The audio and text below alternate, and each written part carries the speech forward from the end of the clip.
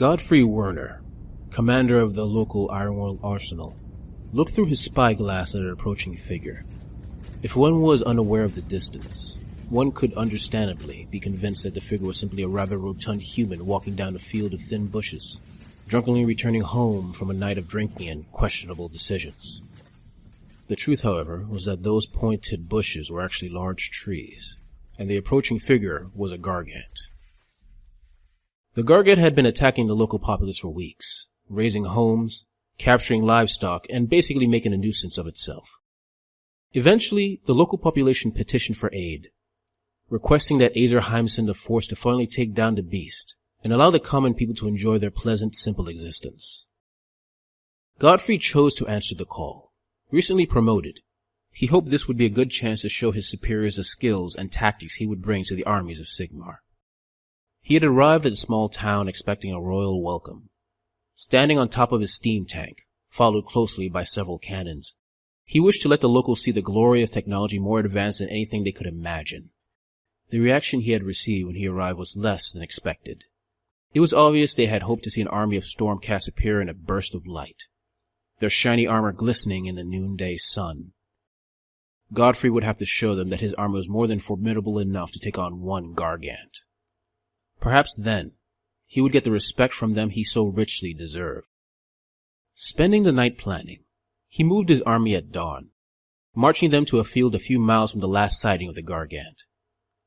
The creature was as predictable as it was stupid, its lazy path of destruction obvious to anyone who didn't spend their time plowing fields. When it finally arrived, Godfrey noticed that the loincloth-wearing giant carried a large object in its hand. At first, he assumed it was a weapon. As it got closer, he realized it was the upper half of a grain silo. The Gargant drank from it like it was a tankard. Its swaying motion and bloodshot eyes made it obvious whatever liquid was in it was alcoholic in nature. Unsurprising, Godfrey thought. There was a reason they were called Aleguzzlers after all. Disgusted and annoyed, he gave the order, unleashing cannon fire upon the Gargant.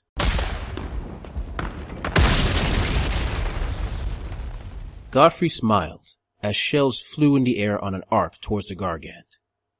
Having put in the calculations himself, he had no doubt that those shots would find their target, turning the Gargant into a large pile of pounded flesh. And they would have, if the Gargant's movements were as predictable as its route. The Gargant was moving like a drunken dancer, moving forward but stepping left and right randomly. Most of the shots missed, the Gargant seeming to move out of their way at the last second. Not through any skill or sense, but through pure dumb luck.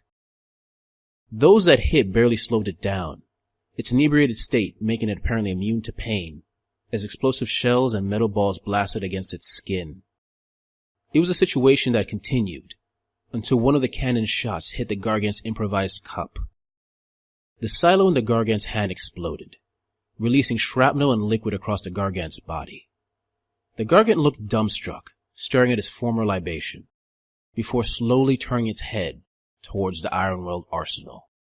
Godfrey felt his body freeze in terror, as he saw the Gargant's eyes turn from simply bloodshot with drunkenness to blood red with rage.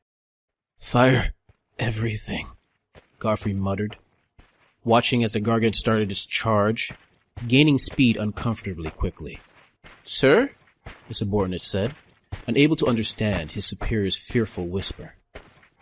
Godfrey dropped his spyglass and grasped his subordinate, slamming him into a nearby war machine, screaming, "Fire everything!" Hurrying away from his commander, the subordinate ran to relay his orders, having all the machines fire at will, using ordnance in the same way they would have if they were fighting a massive army. Without more precise calculations, most of the shots missed, falling short or simply exploding long after they landed. Of those that hit, the Gargant mostly ignored, its wounds secondary to the vengeance it wanted to inflict on those who would destroy its precious alcohol. Finally, and far sooner than Godfrey thought possible, the Gargant was upon them.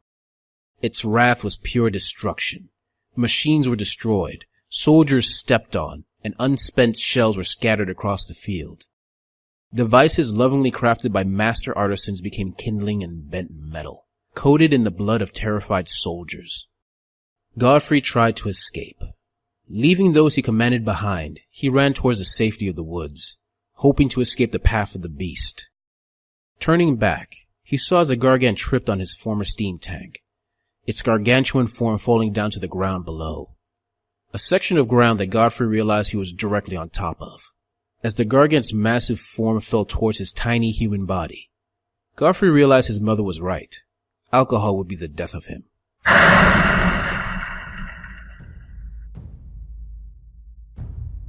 No one knows the true origins of the Aleguzzler Gargants. Some say they were an ancient and wise race of giant builders who aided the forces of order during the Age of Myth, only to be turned to mindless brutes during the Age of Chaos.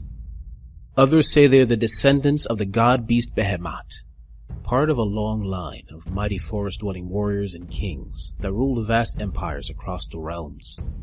Still others say they were a lost race who sought refuge in the realms after their own world was destroyed, drinking to get over the pain of the world they lost. All agree, no matter their true origins, that all they are now are huge drunken threats to the realms. Stupid and stubborn, the Aleguzzler Gargants care for only two things: alcohol and violence, in that order. A fact the forces of destruction use to their benefit. Uruk and Ogre warlords are known to offer Gargants huge barrels of foul-smelling alcoholic liquids to get the Gargants to fight on their side, promising tiny creatures to bash and more alcohol to guzzle at every opportunity. An offer they always take, for there is nothing more satisfying to an Aleguzzler Gargant than to grab a nearby tree, rock, or unfortunate farm animal, and use it to tear apart armies of little flesh bags. To be an Aleguzzler Gargant is to be as drunk as you are large, stomping down on creatures for one more swig of your drink and one more bash of your fist. Hey guys, this is Arvandus, and I want to say I hope you enjoyed this video. If you like these short stories / descriptions of various races in Age of Sigmar, please like, subscribe, and comment, and I'll keep doing it. Not only Age of Sigmar, perhaps other games that I have interest in. Anyway, thanks for listening, and see you next time.